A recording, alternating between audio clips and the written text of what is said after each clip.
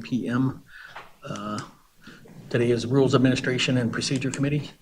Madam Clerk, could you please call the roll? Chairperson Ron Warman. Here. Vice Chair Emmanuel Yamas. Here. Alderman Edward Bug. Here. Alderman Carl Franco. Here. Alderwoman Patty Smith. Here. All present. Thank you. First item on the agenda is 23-0626, approval of the minutes. Oh, Take a vote to allow. I'll do that next. Okay. So moved. Oh, sorry. So I'll read this in here. Okay, Alderman Yamas requests permission to participate in the meeting remotely per section 2-80 due to medical or emergency circumstances beyond his control that make it impossible for him to attend the meeting in person. Is there a motion to authorize Alderman Yamas to participate remotely? Motion by Alderman Smith, second by Alderman Franco. All in favor? Aye. All opposed? Motion passes 4-0. Thanks. Okay. First item on the agenda is approval of the minutes, 23-0626. So moved. Motion by Alderman Smith, second by Alderman Bug. All in favor? Aye. All opposed? Motion passes 5-0. Madam Clerk, anybody for public comment? We do not. All right, first item on the agenda, 23-0634, an ordinance amending Chapter 25, Article 11, Section 25-266 of the Code of Ordinances. Good afternoon, Rep.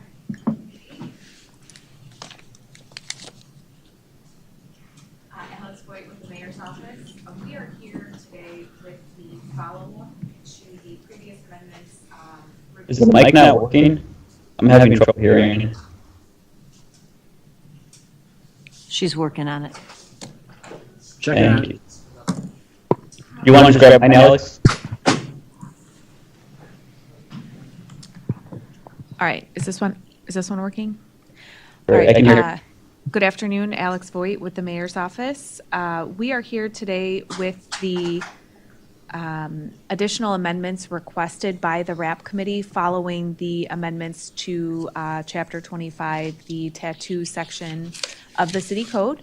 Those were approved either late in 2022, early 2023, and the RAP Committee had requested that we come back with some specific zoning recommendations so that we can build in some distance requirements between the businesses. So currently, the city has 4 licensed tattoo shops. We have been approached by someone who is interested in opening another one, so he has been waiting very patiently for these amendments. So I'm going to ask Tracy Vasic to explain the proposal in terms of what we are looking to implement for these shops.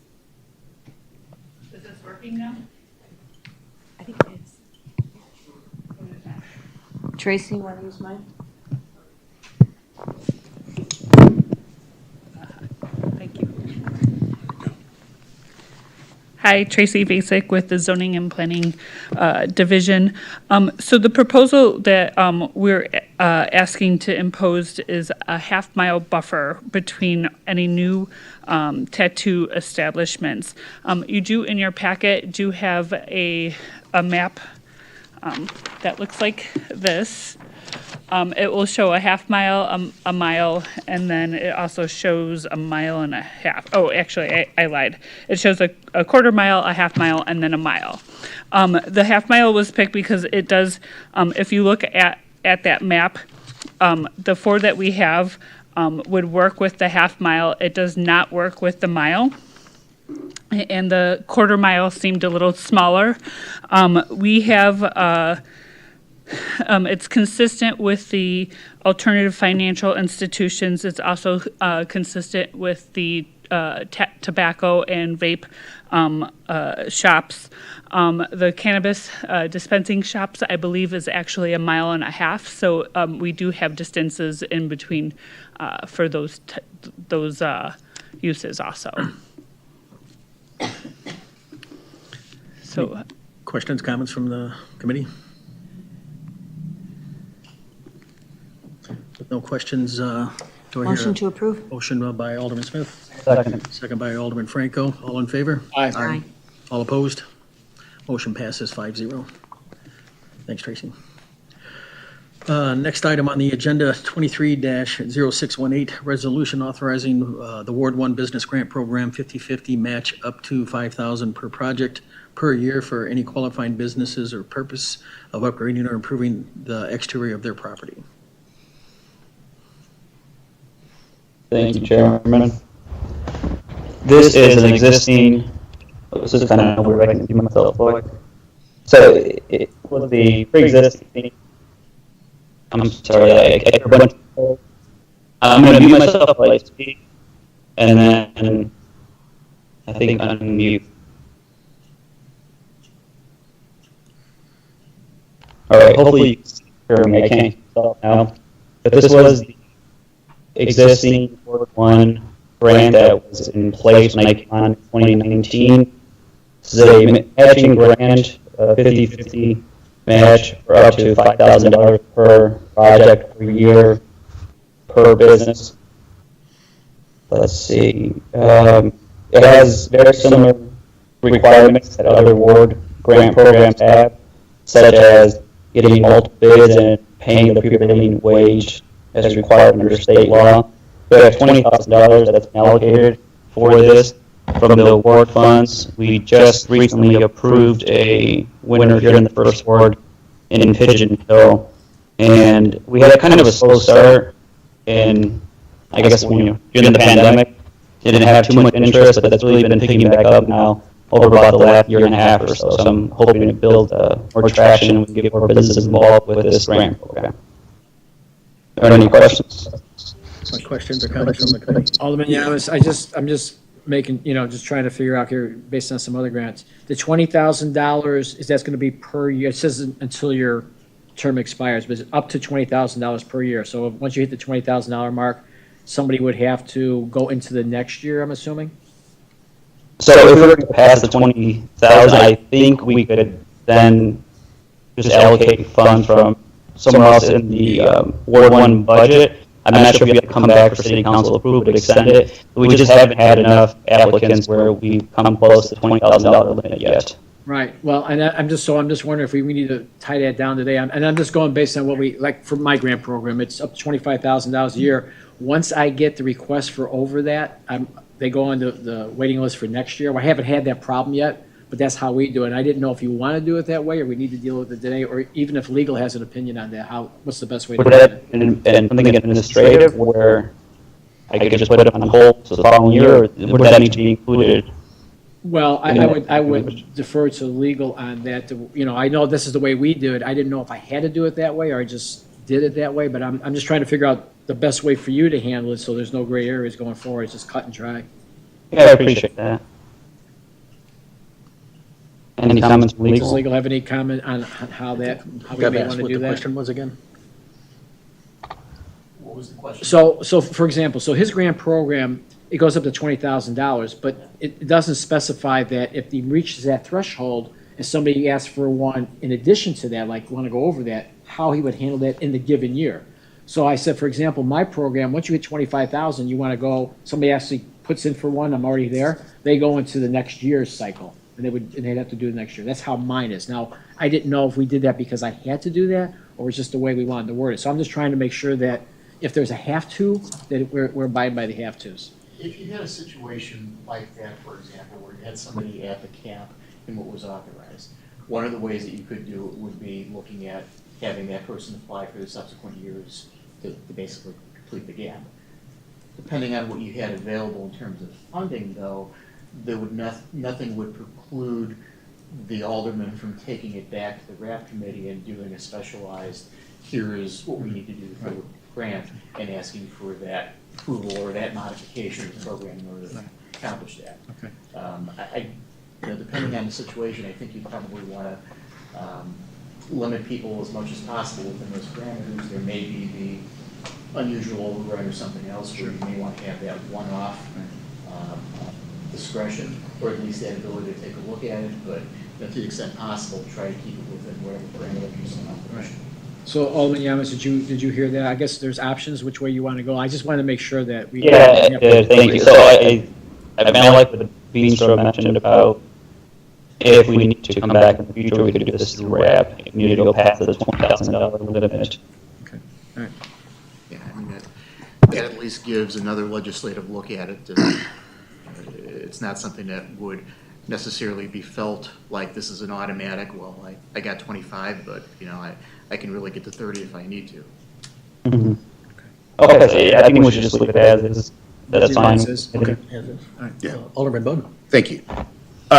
Yeah, I was looking at this, and basically for the benefit of the aldermen who already have a program and one who might be thinking about it, you have an excellent clause in here about preference will be given to applicants where local Aurora contractors are used to perform the work.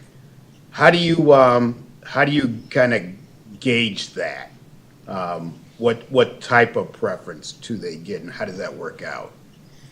Well, we have had enough applicants to even limit the awards I could give now, so we haven't had a preference for one applicant versus another.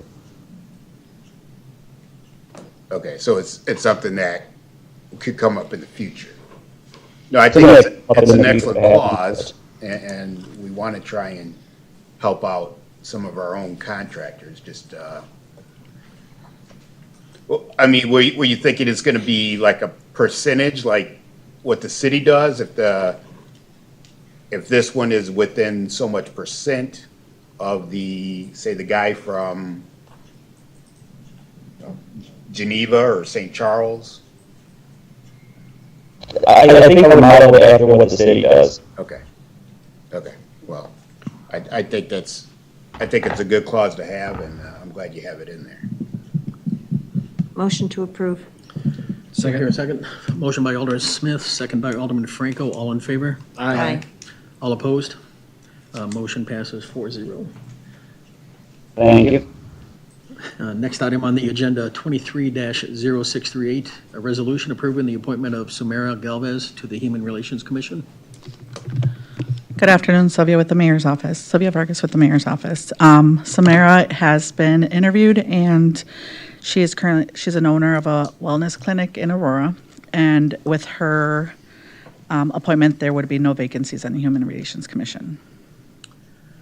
And then she's an Ward Aurora 4. resident. She's a Ward 4 Ward 4. member. Any other questions, comments from the committee? So moved. Motion by Second. Alderman Franco, second by Alderman Smith. All in favor? Aye. All opposed? Motion carries 5-0. Let's see here.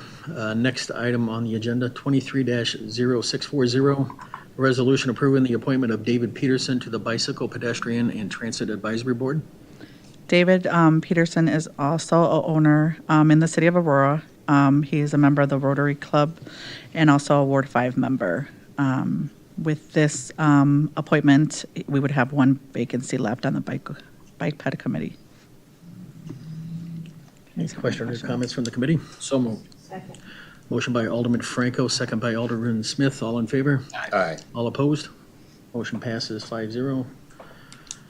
Next item on the agenda, 23-0641, a resolution approving the appointments of Adwat Panda and Sayu Survaya, Yatorki, to the Aurora Youth Council. Couldn't have butchered that anymore, so.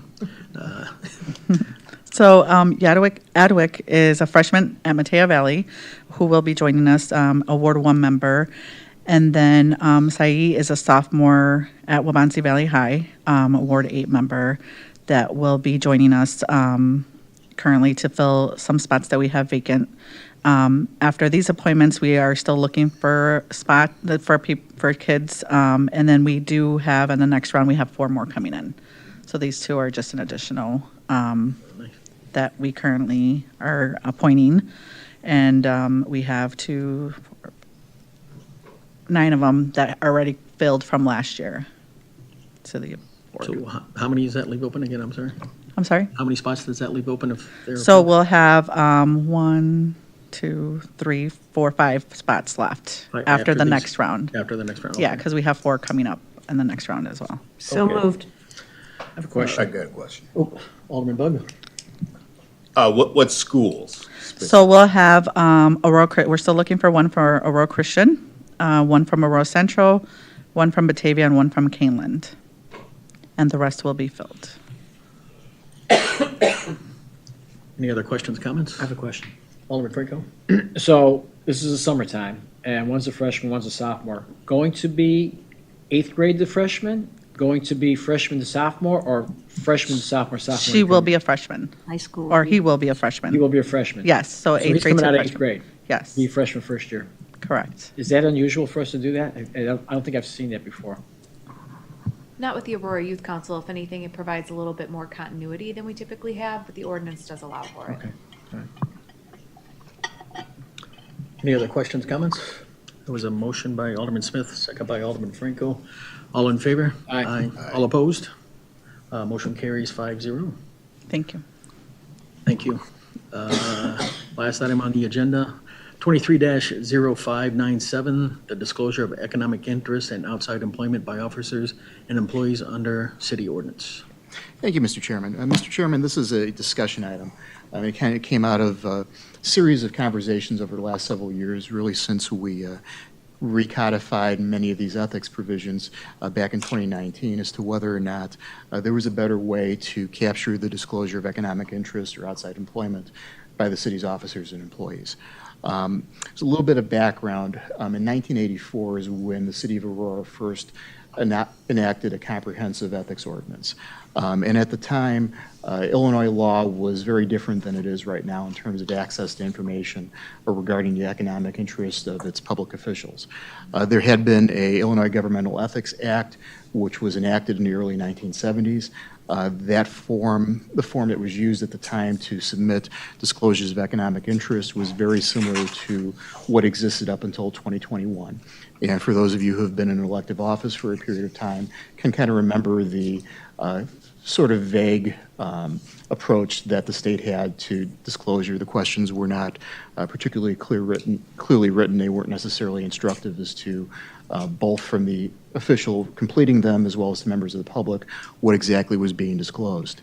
Additionally, at the time in 1984, if a member of the public wanted to see a copy of what was filed, they had to drive to the county clerk's office, fill out a form providing their information, their name, their contact information, their occupation, and the reason for looking at what was a public document before they could get a copy of it, a copy which they would have had to pay for at the time. Additionally, the elected official or the official would then get a written notice that their file had been inspected. The same type of disclosure existed for campaign contributions at the time. Copies of the report, for those of you who have political committees, may still remember at the bottom of the disclosure, a copy of this report is available for purchase from the State Board of Elections or the clerk. That language goes back to a time where if you wanted to see a copy of somebody's campaign disclosures, you had to again go to the county clerk's office or to the State Board of Elections, fill out the same type of paperwork in order to see the disclosure form. Disclosures which at the time were only required annually. So at the time, there was not a lot of ready disclosure available for somebody who wanted to see in Aurora what was going on, either with respect to campaign contributions or with respect to economic interest disclosures. So as part of a comprehensive ordinance, the City Council developed a new policy that required a local disclosure of a number of economic interests, and that form has remained largely intact to this date. There were some changes that were made in 2019, which provided for a separate level of disclosure for campaign contributions. Previously, the ordinance required disclosure of campaign contributions, but it also treated that almost the same way it required disclosure of gifts. And state law has always treated campaign contribution and gifts as being two very separate and distinct categories where our ordinance did not. So the change to our form that occurred in 2019 essentially was a bifurcation. You have to disclose gifts, and then you also have to disclose campaign contributions, and that's where it's separated.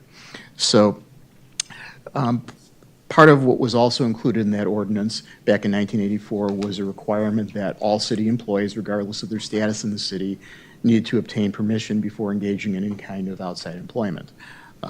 We had fewer employees, obviously, at the time. The type of outside employment that is available now is different than it was at that point. So again, this was something that we were looking at as saying, we understand the policy that's behind it. We understand that certainly for certain employees, absolutely that policy needs to be maintained, but do we need to have that maintained for every employee in the city to the exact same extent? We also took a look at some of what was being disclosed. We kind of identified areas that we could probably improve disclosure, whether or not somebody's, the extent to which somebody is involved in a nonprofit board that may receive funding from the city, whether or not that should require the same level of review as somebody who was obtaining employment with an entity that exist in the city. So whether or not those types of things should also be captured or part of a increased regulatory regime.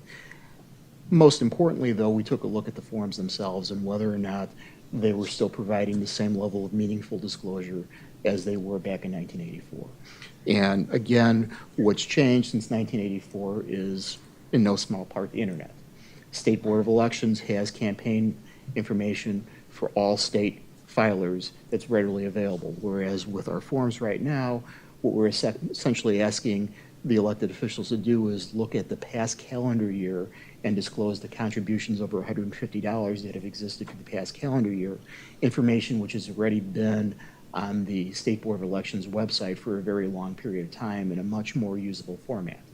So whether or not it's still having that local disclosure in a manner that still mirrors the state disclosure, whether or not that's the best way to do it, as opposed to providing members of the public easy access to campaign reports which are searchable and easily available to the public. So whether or not that provides a better layer of disclosure than what we're doing right now. Additionally, as you all are aware, in 2021, the General Assembly amended the state law, the Governmental Ethics Act, to require a far more detailed disclosure of economic interests. So that is now much more comprehensive than it had been before, and the gaps between what is captured locally and what is captured at the state level aren't nearly the same as they used to be. So whether or not that is a question as to how we want to potentially look at what we disclose locally, and again, tying it back to the internet, all of these forms are now available for inspection going back years from our county clerk's office online without the need to do a FOIA request.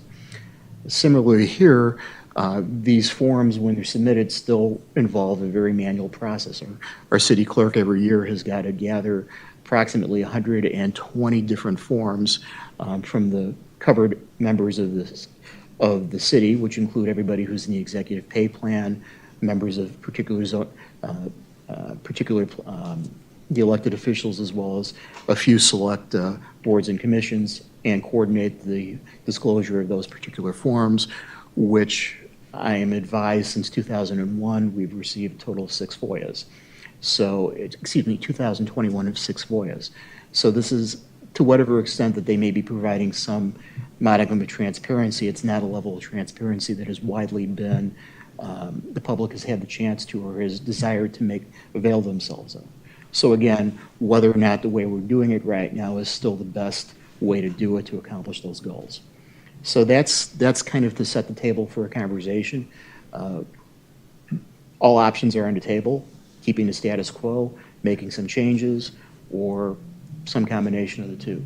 So that's really what we're here to just kind of start a conversation to see if this is a conversation the RAP committee is interested in having and proceeding accordingly. Thank you. So I just want to clarify, so this is just a discussion, is this something we're going to vote on? This is just a discussion at this point, and no action is necessary at this meeting, and if there is no direction given to staff as far as what the next steps are at this meeting, and you wish to continue to deliberate or think about it individually, that's fine too.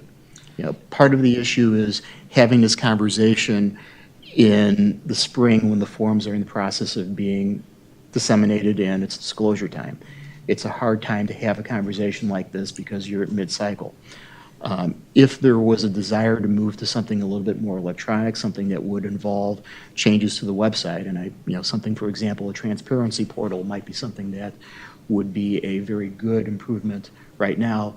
That would be something that we would need to work with IT and communications to make sure that that's ready to go and in a position that it could replace these forms in several months. So if it's something that the council is interested in taking up and looking at, now is the time to do it because we do have some time.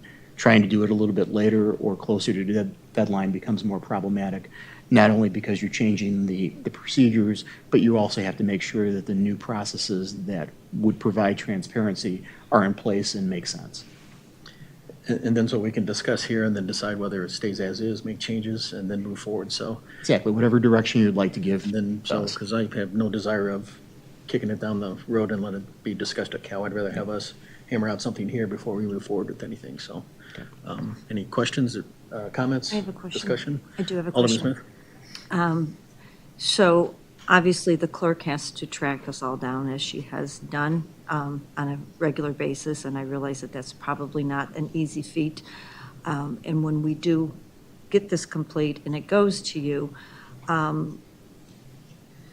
what you do with it next, I'm not certain of, but my question is this really cumbersome and time-consuming for your office? Is there something we can do differently to make it equally as transparent to the public, but to make it easier on your office? Because that many of these forms coming in and the amount of time it has to take you to complete them, seems like that could be awfully time-consuming to your office. Jennifer Stallings, City Clerk. And it is cumbersome especially when you combine it with the state disclosures are required to be submitted in about the same time. And a lot of staff who are required to submit both forms, it's very confusing. It's confusing because a lot of people think that they've already submitted the form. And so they wait until the last minute. And then our role with the state disclosure forms is we function as kind of the go-between between our staff and our required filers and the Kane County Clerk's Office. So we are tasked with chasing people down who don't respond in the appropriate time and making sure that we keep everyone on task as far as submitting in time. With the city is a little more cumbersome, as you said, I believe, because we have a document, we have a DocuSign document, which is an improvement that's been made in the last couple of years. But when someone submits the document, we do keep track of who has submitted. Once we have followed up with everyone who has not submitted, and we have everyone's document, we then send everything to our ethics advisor. Our ethics advisor reviews all of the documents, and we try, Socorro in my office does a lot of this legwork, and I know it does take some time for her to do that, but specifically speaking, the ethics advisor is not able to access the DocuSign document, so we have to actually email him the documents. So the sheer number of those is cumbersome, as well as keeping track of who has submitted, who hasn't, who's been reviewed, who hasn't. I know Socorro and myself, we try to review the forms when they come in for any deficiencies that are obvious that we can catch prior to the ethics advisor catching them and having to send them back. So to answer your question, it is cumbersome. Thank you. So that answers that part of the question, but is there anything that we can do to continue to make this as transparent as it needs to be for the public, that will make this an easier system? Is it necessary to have to do state and city? Is that mandatory? Is that something that we do as a city on our own, or is that something all municipalities do? The state has the disclosure forms that's required of public officials at all levels of government, including school boards and municipalities. So that is a requirement. There are, I believe, 7 different categories of covered persons, and the clerk's responsibility is to provide a list of those covered persons to the clerk, the county clerk every year, and those are the people who receive the emails from Mr. Cunningham's office every year explaining that they have to file. With respect to the city disclosure forms, that is a city obligation. It's imposed again on everybody who's in the executive pay plan, and sometimes executive pay plan is being misunderstood a little bit in terms of what the roles of everybody in that pay plan are. Executive is used in the sense of what is an executive responsibility under the Fair Labor Standards Act that would exempt from hourly pay. So that's the classification, not really necessarily a functional. There are 24 city employees who file only with the city rather than with the state, and not with the state. Those positions include things like HR training managers, an HR resource generalist, HR analyst, a management assistant, a FOIA specialist, not necessarily the types of positions that have the level of economic interest that would be of concern, whether it be in terms of management, whether it be in terms of having control over contracts or anything like that. Their functions are generally ministerial, but they are part of because of other aspects of their duty, they are exempt from the hourly requirements, and that's why they're in the executive pay plan. So it's not just persons who, when you hear department head, you think executive. There are other people in that pay plan who don't have nearly those types of responsibilities.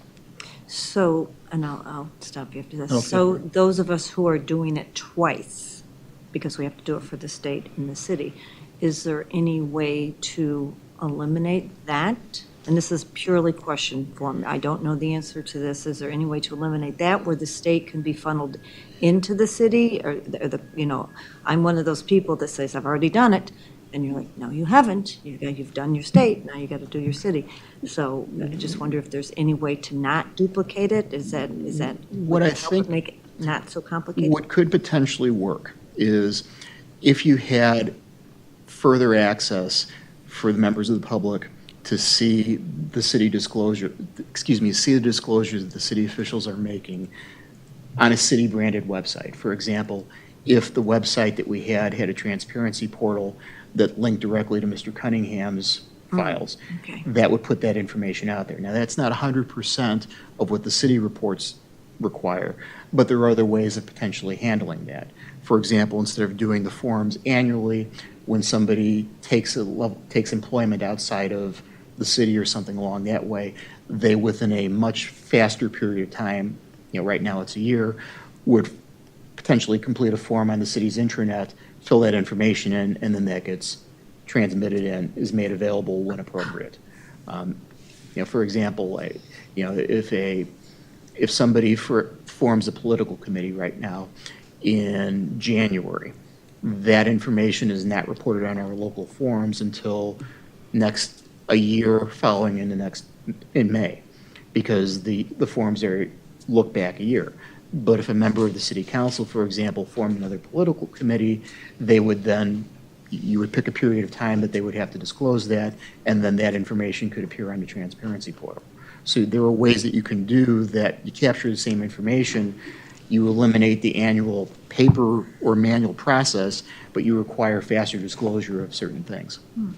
And then my last comment, is there a way to each year to be able to, I guess at the city level, we wouldn't be able to do anything at the state level, to be able to forward what was in the previous year's disclosure so that you would be making changes if changes occurred or things stayed the same? With respect to anything in the city, you could require a faster updating than what is required now, which is the last calendar year.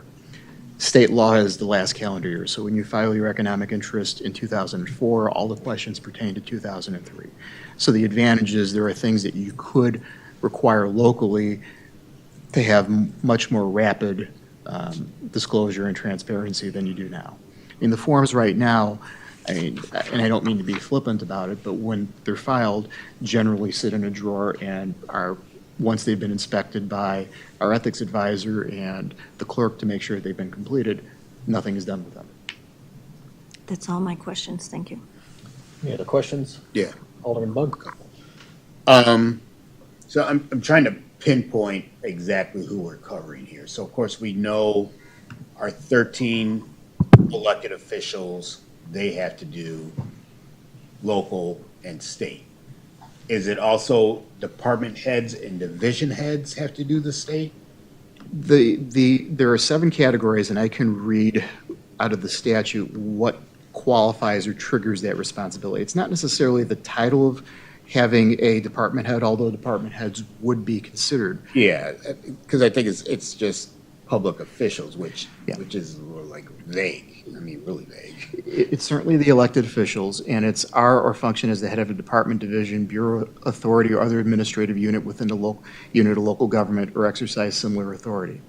Have direct supervisory authority or direct responsibility for the formation, negotiation, issuance, or execution of contracts entered into by the unit of local government in an amount over $1,000. Have authority to approve licenses and permits by the local government, including but not including employees who function in a ministerial capacity. Adjudicate, arbitrate, or decide any judicial or administrative proceedings, review the adjudication, arbitration, or decision of any judicial or administrative proceeding within the authority of the unit of local government.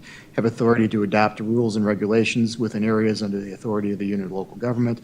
Have supervisory authority of 20 or more employees of local government.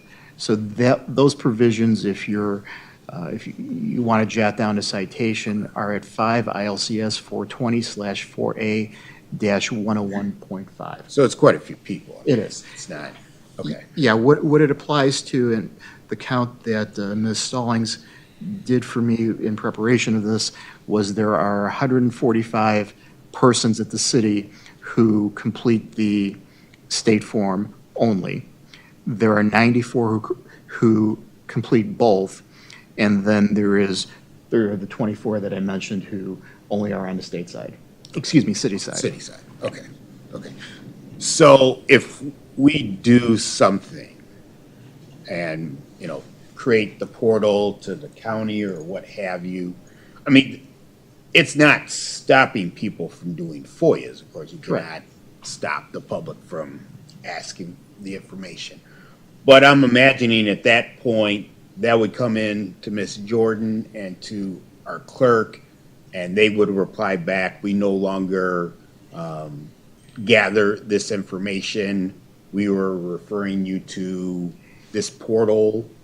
And would that suffice the FOIA requirements? With respect to FOIA, if the information is available on the website, we could direct the requester to that information to the extent that's there. The idea for something like this, though, is for somebody to be able to go on the website, assuming they have access to a computer, and see something as prominent as a transparency portal, and they will go there and they will find the information that they're looking for and not feel the need to do the FOIA. Now, they still may issue a FOIA. There may be things that they want to delve deeper into, but to the extent that you can give somebody the information that they're looking for immediately and have that out there on the onset, saves everybody a lot of time and hassle, particularly the requester. Okay. Alderman Franco? So, I guess my comment would be, I think what we would want to do is go down the path of reducing redundancy, reducing workload, while keeping or enhancing the people's knowledge of what's happening there, the transparency. So, are you suggesting that the portal could accomplish that? Because, and I guess in the perfect world, we either file with the state, and the state filters down to the city, and it's on the portal, or we file with the city, filters up to the state, and it's on the portal. This is that one-stop shopping type of thing. So is there a vehicle to get us to that? Because I think that would probably be what we want to do, Well, not being the city's IT director, I don't want to steer too far outside my lane. But what we could do right now without, as part of a website redevelopment, which I understand is in the process of happening anyway, it's not an issue to link to other websites. It's not an issue to have we have an intranet here, I have the Inside 44, to put forms on there that allow for people to provide that information, whether it be employees, whether it be elected officials, to provide information that may be required on a more frequent basis, and they have that information filter onto a website through forms. So there are ways that this can be done, probably inexpensively, and the more automated you want it, obviously there'll be a cost to that, but that's part of what we wanted to see before we start looking at drafting what an ordinance might look like, trying to see where at least this portion of the council is with it, and then bringing in a little bit more of a conversation with the IT department, the communications department, to see what something like that would look like, and whether both the elected officials as well as members of the community felt that was a appropriate substitution for the forms, which, again, are a rather static document that have generally generated very little interest. Because I think, and I don't want to speak for everybody, I just think that's the way we'd want to go. Keep the clerk's workload down, keep our workload down, keep everybody's workload down, and yet provide the transparency we need by submitting at one time, all encompassing an umbrella, whether it be us, the city, or vice versa. I think that would probably be a goal to go to, because there's no losers in that. Everybody wins, you get more transparency, it's easier for everybody. So I guess going forward, if my suggestion would be, can we look into doing that, accomplishing that? But that's personally what I would like to see done. Would you do anything with the frequency in terms of how frequently you would report things that weren't part of the state disclosure? Well, I would think as little as possible, but yet legal, because it's got, every time you file, somebody's got to be doing something. So I gotta think that keep the workload down. So, we're doing it right now annually. They used to do it quarterly, now we're doing it annually. I don't know, you guys may know better than me. Has that been a problem with going forward, or? Well, what I guess the reason I'm looking at the questions, I mean, there are some of the things that you disclose locally that you don't disclose on the state would be an involvement in a nonprofit board. Now, if an elected official takes that path and decides they want to serve on that, that may be something that you want to have disclosed within a shorter period of time rather than waiting a year and a half potentially to find out that happened. Or if you created a new political committee or something like that, that might be a good reason to have a more, okay, I formed a new political committee within 5 days, I want to have this, the council feels like this should come out within 5 days of it actually happening. Okay. So there may be things that are a little bit more time sensitive that would be appropriate for, if not the comprehensive form, just a requirement that this happens as an ongoing obligation to disclose if something changes. If, for example, I'm trying to think, you open a new business in town, something like that. Although I think part of this could also be as the business registration requirements start to kick in and that becomes a little bit more transparent, seeing whether or not we can pull information directly from there and expect that our elected officials and covered people register under penalty of a violation of the ordinance. Right. And have that information available to. So there's a couple different ways we can do that. We do gather a lot of information and people do make a lot of disclosures, whether or not we can pull it together in a format that is more meaningful and more useful to the public. And when you're saying this, I think you're mainly referring to the 13 elected officials. But if our fire chief decides he wants to be on such and such a board, That, I mean, you're, me personally, I don't think it's a big deal if he disclosed that, but maybe somebody else does. you're absolutely right, Alderman. I mean, that is part of this as well. I mean, it's, if there is a potential of a conflict by something that somebody's doing outside of their full-time employment, that's something that should probably be disclosed far more frequently than 1 year. Yeah. So, And of course, I'm talking, I mean, I read up to it and it talked about, of course, paid positions versus, volunteer. You're just volunteer on the board, but you're not getting paid a penny, so. under the ordinances that exist right now, even uncompensated positions are classified as outside employment with Right. respect to employees. So the chief should be disclosing that and obtaining permission, again, even if it's more of a volunteer type thing that is only got an attenuated relationship to the city. Again, that may be something to look at too in terms of the definition of what outside employment is. Somebody who's an elder in their church, whether or not that is something that they need to obtain permission from the chief human resources officer to do, that may be a bridge too far. If you become a member of a nonprofit member of the board of a nonprofit that receives substantial city money, then that's something that we need to know about pretty quickly.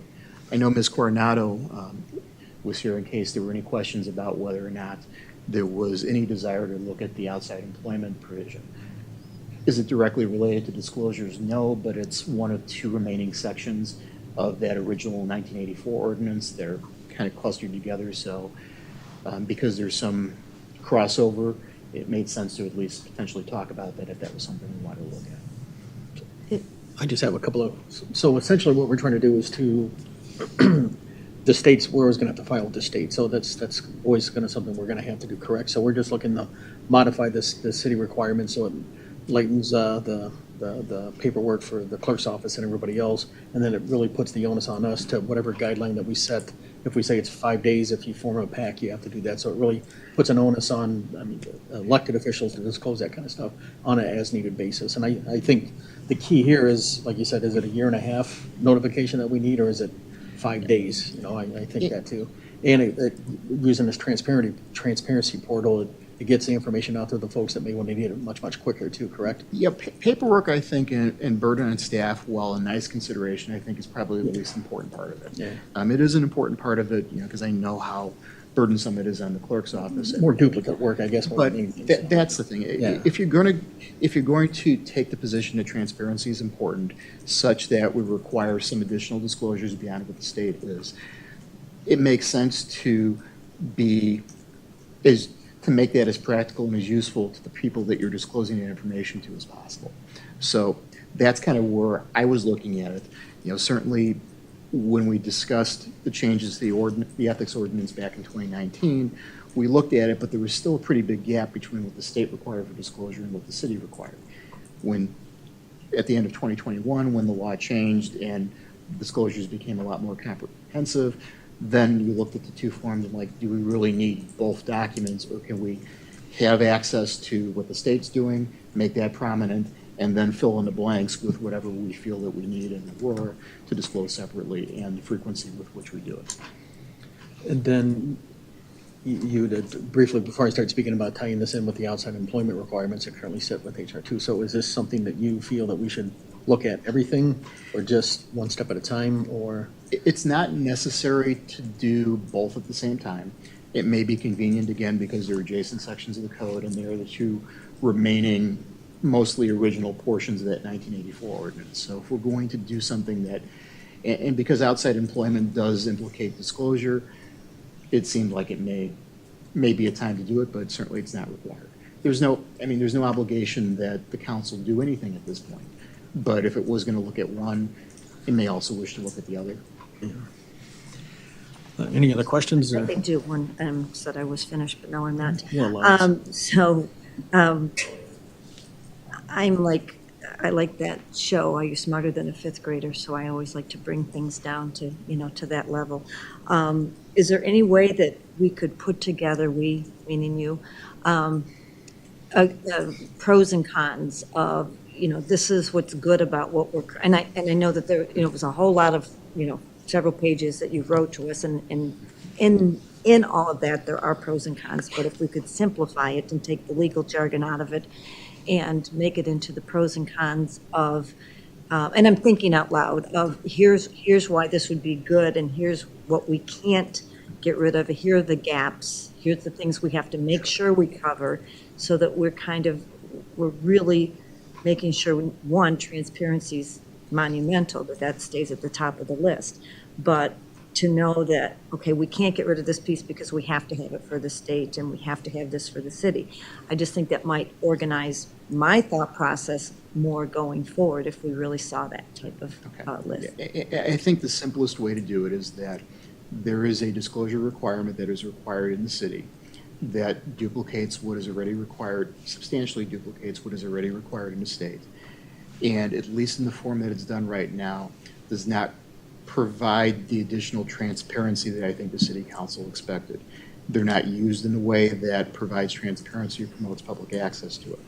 So the pros of moving something forward and doing something different is that you can have a better product in terms of what is transparent and disclosed to the public that is more accessible than you have right now. And you can make the public's awareness of the state forms and the information that you provide to the state more readily available as well, so that if somebody wishes to take a look at what the economic interests are of the elected officials and other employees of the city, they can do that in an easier format. It's pretty simple. Let's do it. Question? Alderman Franco? So, we talked about filing, whether it be quarterly or semi-annually, annually. Would it be possible, as we dig through the weeds with this, say, I'm going to join a nonprofit or I'm going to get a job, I don't file quarterly. I got 30 days to let you know. Now it's on me, because it's going to be in there, but I'm like, I'm not gonna wait till a year.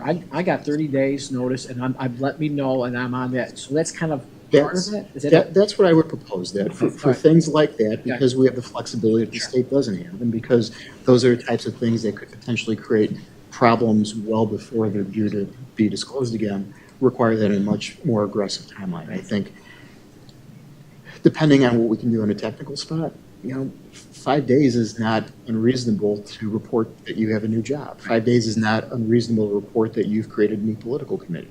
5 days is not unreasonable to do when all you really have to do is complete a form on the computer, and that satisfies your obligations. So something like that, I think, if you're going to automate and remove the annual forms, but take those things that are not captured by the state, requiring a faster disclosure, I think is, I don't want to say a no-brainer, but I think a very prudent and good move. Well, and I think the other thing is in there too, you could have, we just took the alderman, you could have 10 aldermen, like, I got no job, extra job, I'm not doing this, whatever the case may be, and you got 2 that are involved with everything. Well, put the onus on them to do the paperwork, because they're the ones that are doing all that extra stuff. That's on them, and that's fine, because we give them parameters. The rest of us, just follow normal stuff, because we're not going that extra mile, whatever the case may be. Sure. So you're really putting it on those that are doing whatever. But that paperwork needs to be simplified. Yeah. Not as complicated as it currently is. Yeah, sure, absolutely. Yeah, I mean, of course, we're gonna hold this and talk about it further, but, I mean, 5 days, I mean, I just, climbed into reality. Because in 1984, we didn't even have email, so, I mean, really, the dark ages in 1984. But say, I mean, I could be elected to an HOA board, not be there. I could be on vacation for 10 days. That's what you get for going on vacation. Yeah, of course. And now I'm contemplating, getting documents in, and I mean, I think it didn't need to be a longer time than 5 days. 5 days is And virtually nothing. And that's the type of thing that I think the council can look at and move the slider back and forth to figure out what makes Yeah. sense. Yeah, and I think there's, we're thinking in the minds of the 13 elected officials. We don't want our department heads and chiefs and division heads and that to have, any type of burden, extra burden. I just think we're a little bit different. We're obligated by law to at least to report quarterly. Where they of course are not. So we're used to doing it. I don't know. If I'm the fire chief, I don't know if I'm on the HOA board now. Who it's no big deal. I mean, I don't know. Maybe the fire chief feels differently. I don't know. I'd say hold this for now. Any other questions or comments, or? And Hold this for now, and then- Mr. Chairman, if I may, my recommendation is individually in compliance with the Open Meetings Act, bounce the idea off an alderman who's not on the committee, what their thoughts are, and, then come back and, let me know what direction, if any, you'd like to move, and then we can start potentially putting pen to paper or text to screen. I mean, I'll speak for myself. I like the idea of that 5 days might be a little quick, 10 days or something like that, but I think that the duplicity and the transparency portal, which I think could be used for many other things too, but that's for another discussion, but that's kind of the direction I'm leaning in, so. Anybody else? But yeah, thank you for that recommendation. So any other questions or comments? Okay. So that concludes the items on today's agenda. No need for a closed Motion session. to adjourn. Motion by Alderman Franco, second by Alderman Smith. All in favor? Aye. All opposed? This meeting is adjourned at 3:54 PM. Thanks, everyone.